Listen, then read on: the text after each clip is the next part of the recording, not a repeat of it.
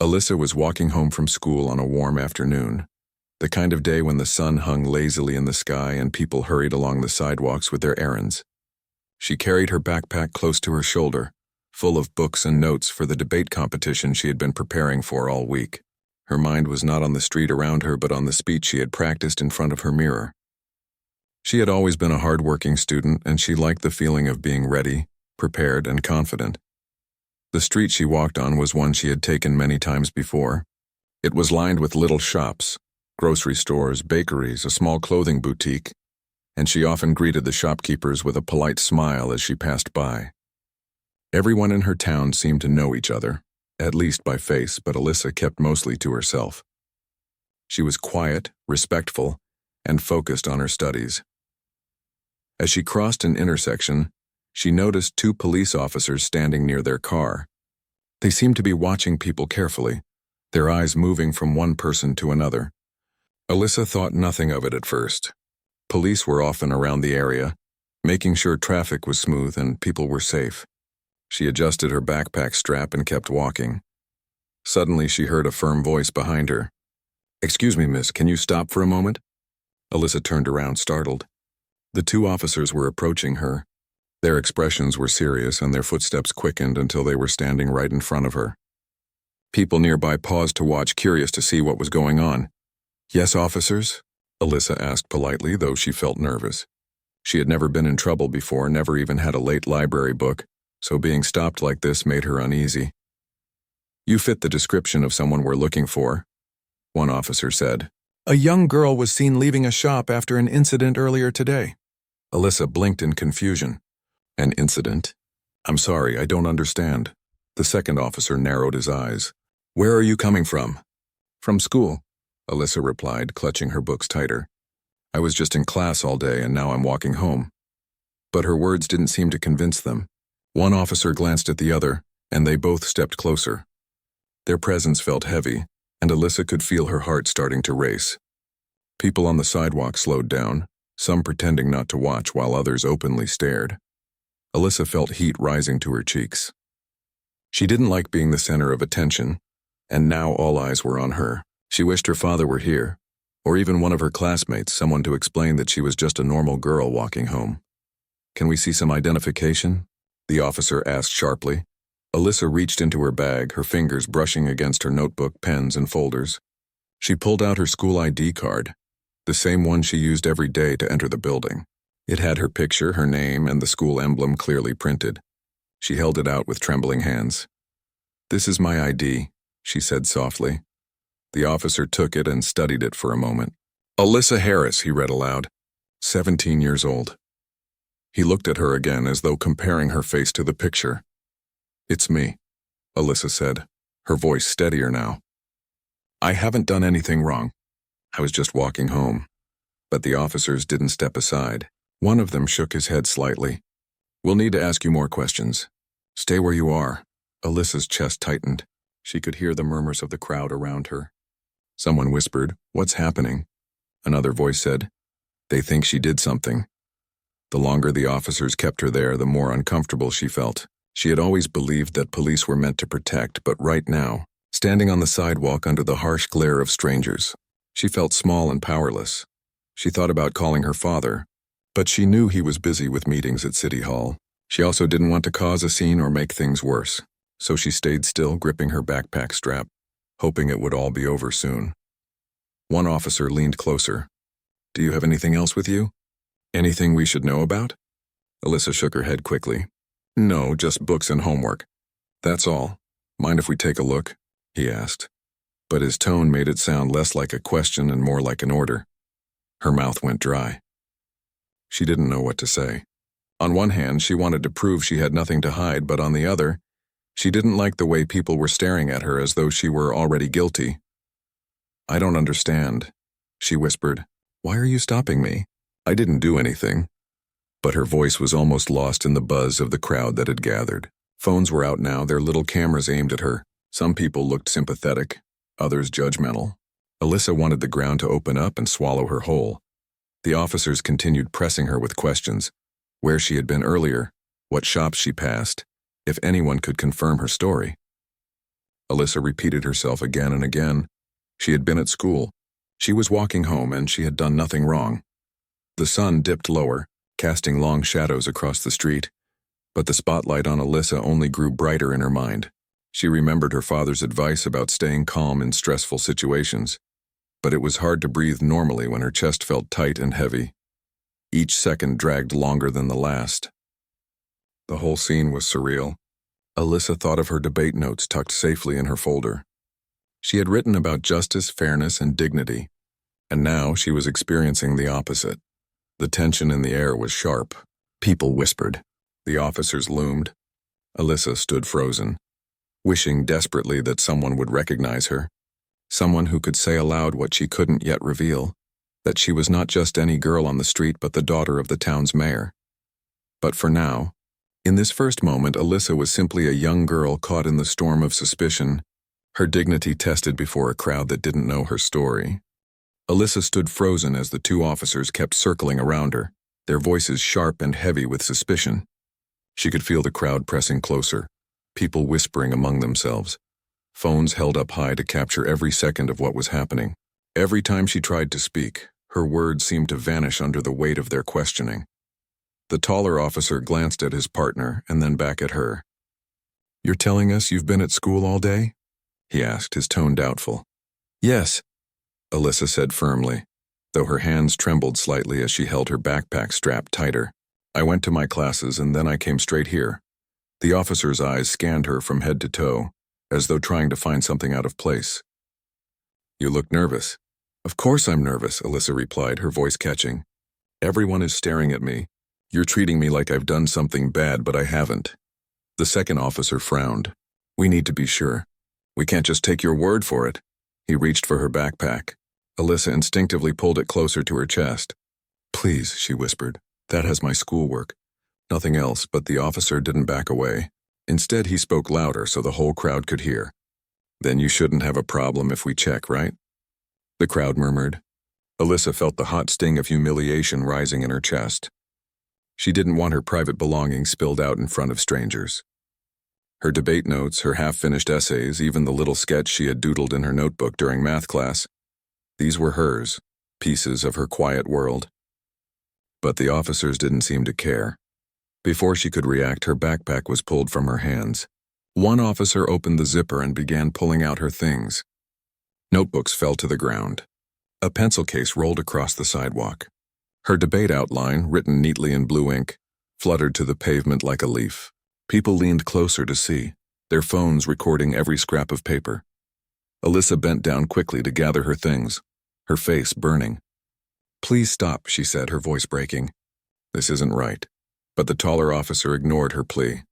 He kept going through her backpack, shaking his head as though looking for something hidden. When he found nothing but ordinary school supplies, he looked frustrated. "Where would she hide it?" he muttered to his partner. Alyssa's heart pounded. "Hide what? I told you I didn't do anything." The crowd's whispers grew louder. Some people looked uncomfortable, others simply entertained by the scene. A woman in the front shook her head in disapproval, muttering, "She's just a kid." Another voice from the back shouted, "Leave her alone." But the officers didn't stop. The second officer stepped closer to Alyssa, his eyes narrowing. "You're being very defensive. If you've got nothing to hide, then let us finish." Alyssa shook her head, tears welling in her eyes. "I don't understand why this is happening." The taller officer's gaze hardened. "We need to be thorough. Step aside." He motioned for her to move, and before Alyssa could protest, his partner moved around her. In that moment, the sense of control she had tried to hold on to slipped away. She felt small and powerless, her voice drowned out by authority. The crowd gasped suddenly as the officer's hand tugged at her clothing, lifting at the edge in a way that made her freeze in place. Alyssa's face flushed with heat, her hands shooting down to hold her skirt.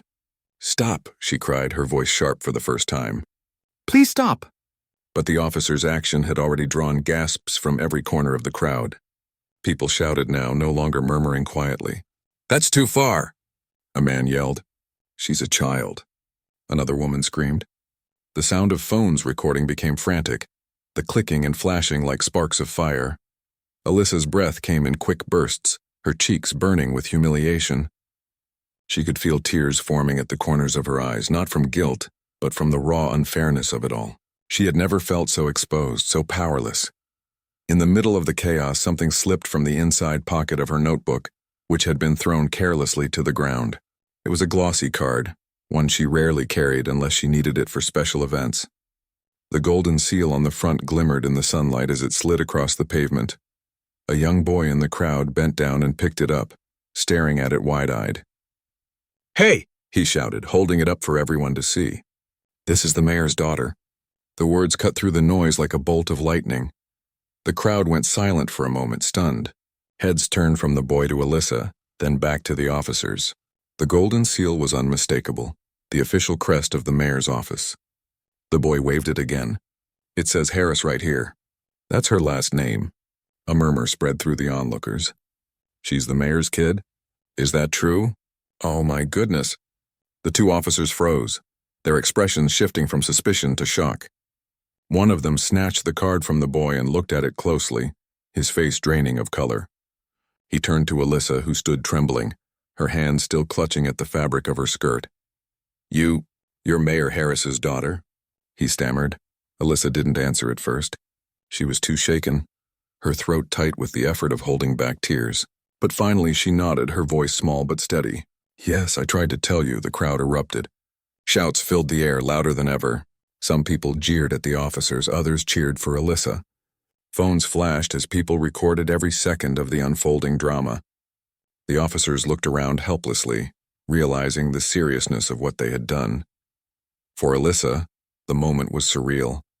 Only minutes ago she had been a quiet student walking home from school, dreaming about her debate competition. Now she was standing in the middle of a storm, her identity revealed in the most humiliating way possible. She bent down slowly to pick up her papers, her hands trembling as she tried to gather them. A kind woman from the crowd knelt beside her, helping her scoop them up. "You're very brave," the woman whispered softly, pressing the papers back into Alyssa's arms. Alyssa nodded faintly, though her heart was still pounding.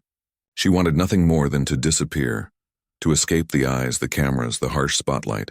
But deep down, a new feeling was beginning to grow inside her, something stronger than fear. The officers tried to step back, but the crowd wouldn't let them. People blocked their path, demanding answers, yelling for accountability. Someone shouted, "Call the mayor!" Another voice screamed, "This has to be reported." Alyssa stood in the center of it all, her chest rising and falling with quick breaths. She had been humiliated, yes, but now the truth was out. And the truth carried a power of its own, one that would change everything that came next. The officers exchanged panicked glances.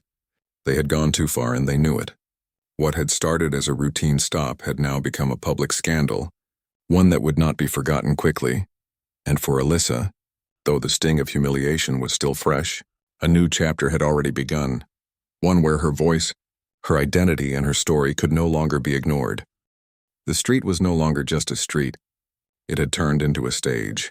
Every pair of eyes was locked on Alyssa, and the two officers who stood frozen in disbelief.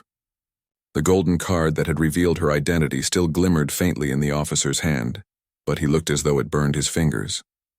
The silence that followed the boy's shout didn't last long. Soon the crowd erupted into loud voices, some angry, some shocked, and others demanding justice for what they had just witnessed. Alyssa's knees trembled, but she held her ground.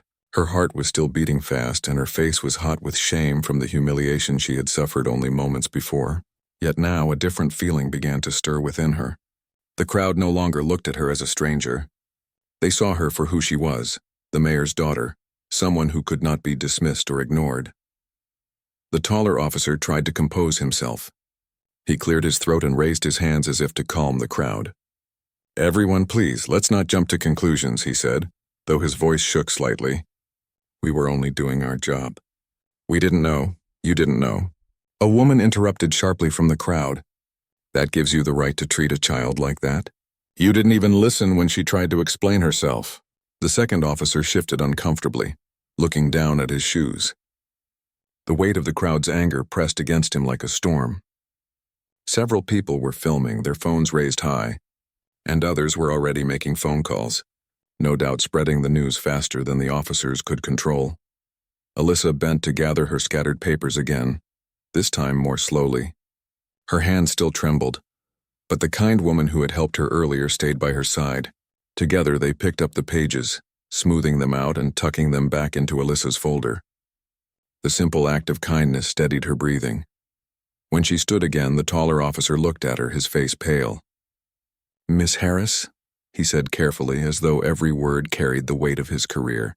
"If we had known—" Alyssa interrupted him this time. Her voice was soft, but it carried through the air with surprising strength. "You should have known that I am a person. That should have been enough." The crowd erupted in cheers and claps at her words. Her statement, though simple, cut through the excuses and revealed the heart of the matter. The officer's mouth opened as if to respond, but no words came out. His partner shifted beside him, clearly wishing he could vanish. At that very moment, a black car turned the corner, moving quickly through the street. People stepped aside as it slowed to a stop near the police vehicle. The mayor himself, tall and dignified, stepped out. His face was set in a hard expression that sent chills through the air. Mayor Harris was known for being calm and collected, but this time fury burned in his eyes. "Alyssa," he called, striding toward her. She rushed into his arms, the folder of papers still clutched to her chest. Relief flooded her as she felt the familiar strength of his embrace. "What happened?" he demanded, his voice booming. He looked at the officers, who immediately stiffened. "What exactly did you do to my daughter?" Neither officer answered right away. Their silence was louder than any excuse they could have given. The mayor turned to the crowd and voices rose instantly. Dozens of people speaking at once, each eager to describe what they had seen. Some showed him the recordings on their phones, shaky videos capturing the entire incident from the first moment to the shocking reveal. Mayor Harris's jaw tightened as he watched. His arm remained firmly around Alyssa, who leaned against him, still shaken but comforted by his presence. The taller officer finally found his voice. "Sir, we believed she matched the description of someone we were looking for. It was a mistake." "A mistake?" the mayor repeated, his voice thick with controlled anger. "You humiliated my daughter in public. You treated her like a criminal without proof. And then you went even further."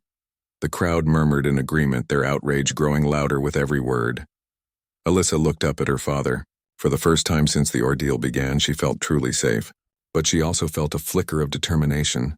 She didn't want to remain silent. She didn't want to hide behind her father's position. "Dad," she whispered, "let me speak." The mayor looked down at her, surprised. He saw the resolve in her eyes and nodded, stepping back slightly but still staying close to her side. Alyssa turned toward the crowd, her voice shaking at first but growing stronger with each word. "I told them I hadn't done anything wrong. I told them I was just walking home from school. They didn't believe me. They thought it was okay to embarrass me in front of all of you. They thought I didn't matter." The crowd grew silent, hanging on her words. "I'm not just the mayor's daughter," she continued, her voice firm. "I'm a person just like anyone else here. No one should ever be treated this way. Not me, not anyone." Cheers broke out. Some people clapped.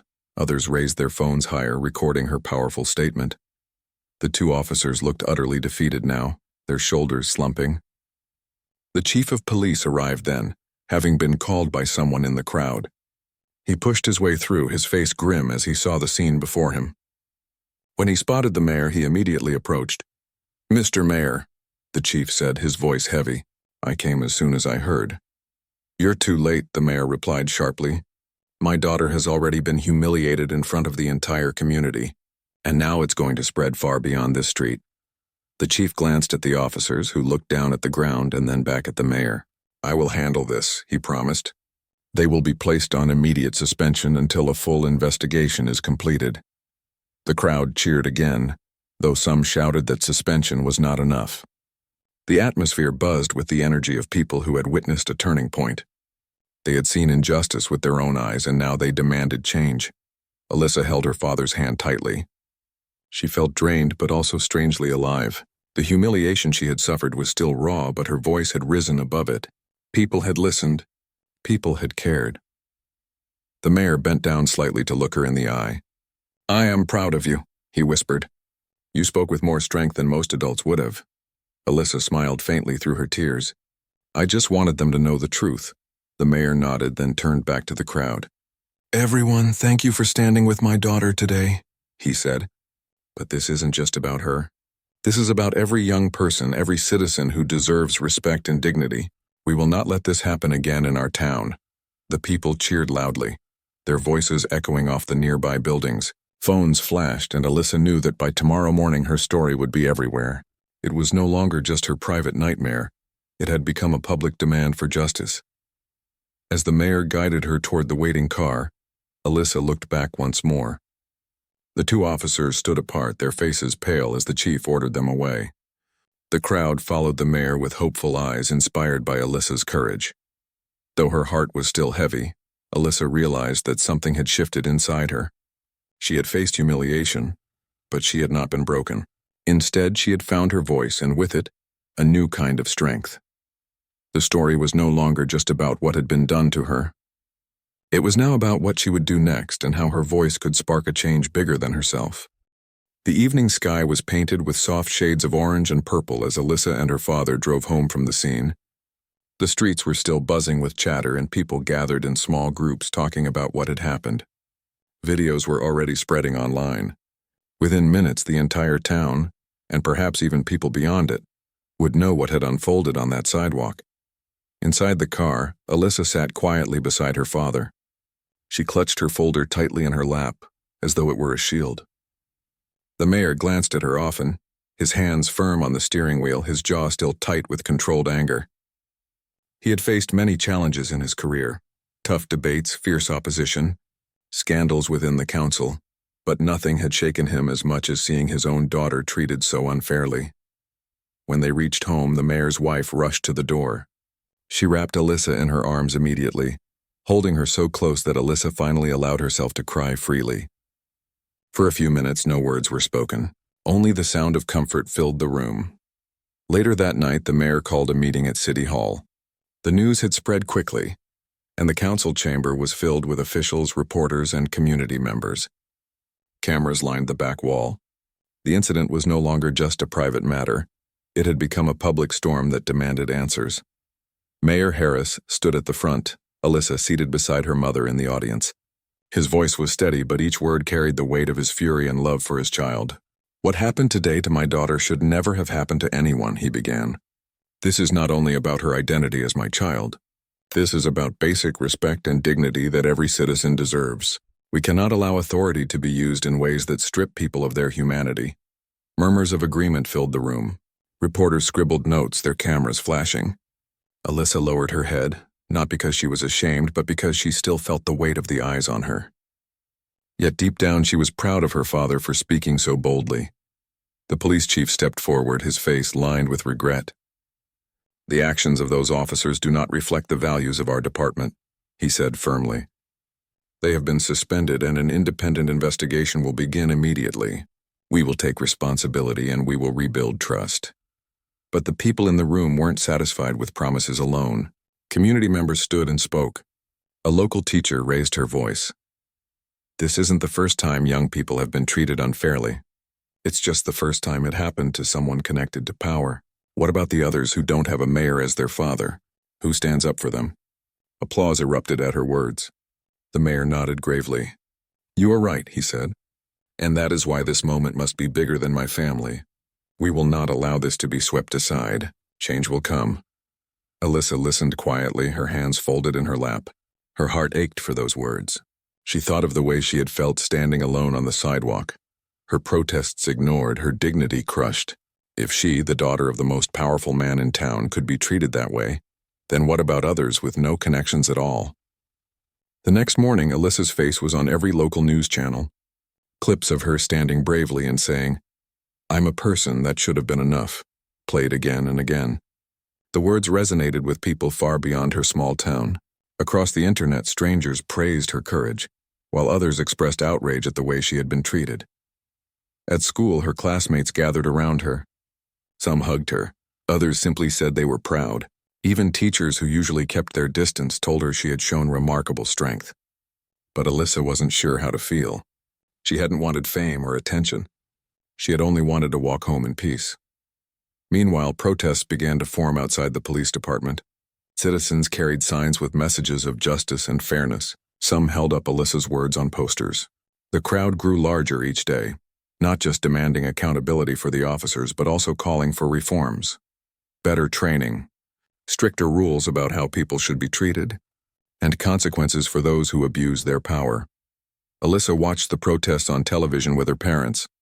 Her father was busy meeting with officials and community leaders while her mother tried to shield her from the stress. But Alyssa couldn't ignore it. She felt connected to the voices on the street, as though they were echoing the cry she had carried in her own heart.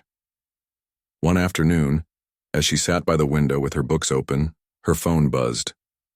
A message from a friend read, "They're chanting your words again. That should have been enough. You've started something." Alyssa stared at the message for a long moment. She hadn't meant to start anything, but now it was clear. Her voice had sparked a movement. The mayor held another press conference soon after.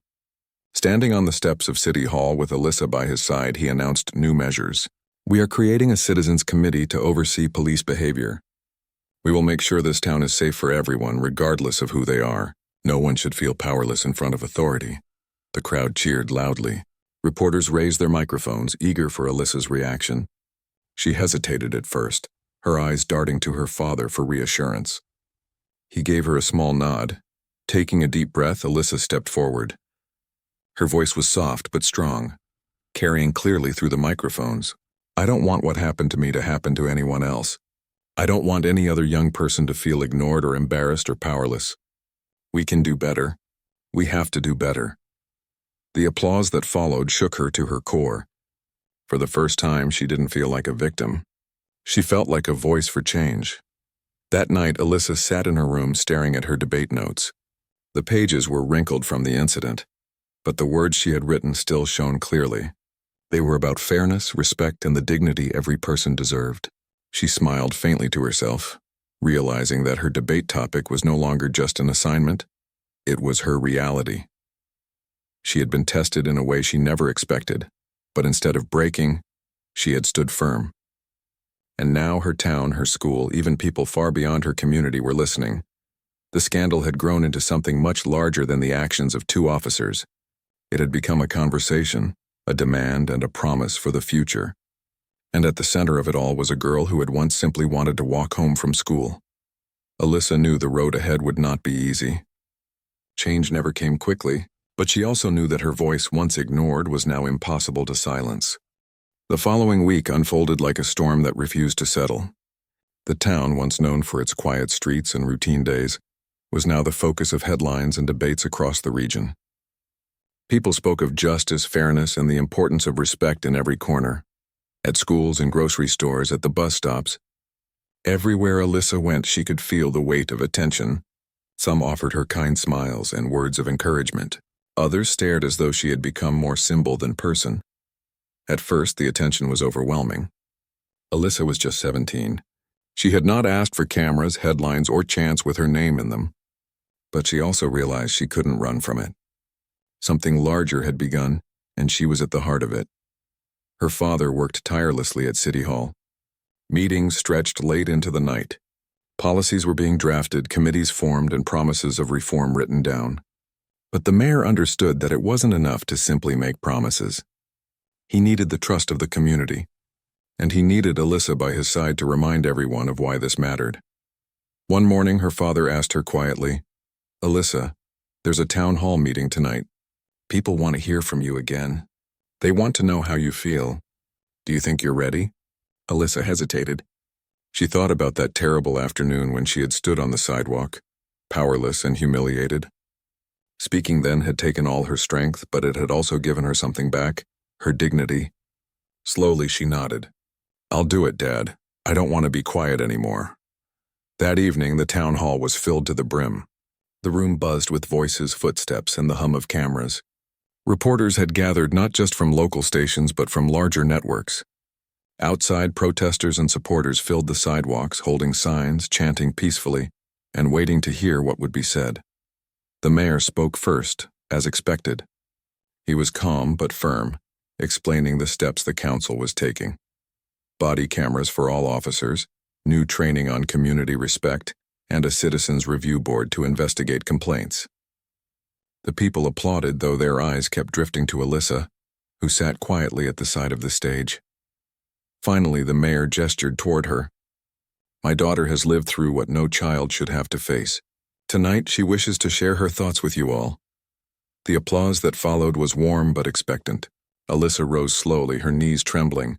But as she looked at the faces before her, she felt the same spark of courage that had lit inside her days earlier.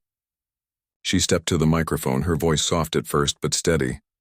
"I didn't plan to be standing here," she began. "I didn't plan for any of this. That day I only wanted to walk home. But what happened to me showed me something bigger. It showed me how quickly respect can be taken away when people in power forget their duty to protect, not to hurt." The room was silent, hanging on every word. Alyssa swallowed and continued, her voice growing stronger. "I was scared. I felt small. I felt like my words didn't matter. But then I realized something important. When people stood up for me, when they recorded what was happening, when they spoke out, I wasn't alone anymore. That gave me courage, and it reminded me that no one deserves to be ignored or treated unfairly, no matter who they are." A murmur of agreement rose from the crowd. Reporters' pens scratched quickly across their notepads. "I know people call me the mayor's daughter," Alyssa said, glancing toward her father. "But before that, I'm just Alyssa. I'm a student, a friend, someone who loves to read and write. I shouldn't have needed a title for my voice to be heard. And neither should anyone else in this town."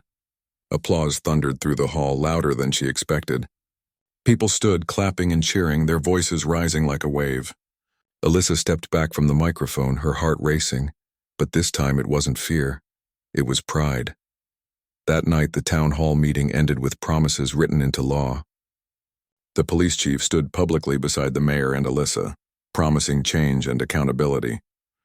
The two officers involved were officially removed from their positions, and the investigation confirmed their actions had violated department standards. It was not just suspension, it was real consequences.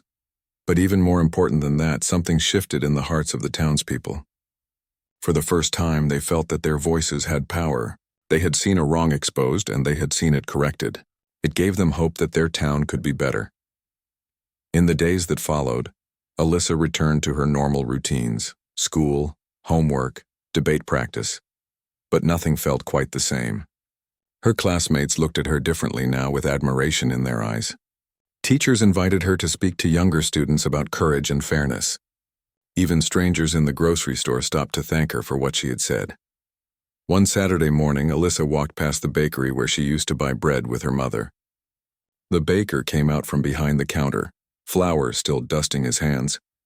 "You gave us all a voice, Alyssa," he told her. "Don't ever stop speaking." Her cheeks warmed at his kindness, and she promised quietly, "I won't." Weeks later, the day of her debate competition finally arrived. She carried her folder, still a little worn from that fateful afternoon but filled with pages of carefully written arguments. When it was her turn to step onto the stage, the auditorium fell silent. She looked out at the audience, her classmates, her teachers, her parents, sitting proudly in the front row. For a moment she remembered the sidewalk, the crowd, the officers who hadn't listened. And then she remembered the cheers, the voices of support, and the change that had followed. Taking a deep breath, Alyssa began her speech. Her words flowed with ease, not because they were memorized, but because they came from her heart. She spoke about justice, about the power of standing up for what was right, and about the importance of dignity for every human being. Her voice didn't tremble this time, it rang strong and clear. When she finished, the auditorium erupted into applause. People rose to their feet, clapping and cheering, their faces shining with admiration. Alyssa bowed her head slightly, a smile spreading across her face. She knew she had won more than a debate that day. She had proven to herself that her voice truly mattered. That night at home, sitting with her parents in the quiet living room, Alyssa felt a sense of peace she hadn't felt in weeks. The ordeal had been painful, but it had shaped her into someone stronger. Her father looked at her with pride. "You've taught this town more than I ever could, Alyssa. You reminded us all what leadership really means." Her mother held her hand, adding softly, "And you reminded us what courage looks like." Alyssa smiled, her eyes shining with determination. "I didn't want this to happen, but now that it did, I'm going to make sure it means something." The house was quiet again, but the silence was no longer heavy. It was filled with hope. Alyssa knew her story had become more than just a moment of injustice. It had become a spark, a reminder that change could begin with just one voice. And as she drifted to sleep that night, Alyssa dreamed not of fear or humiliation, but of the future she would help shape, one word, one step, and one act of courage at a time.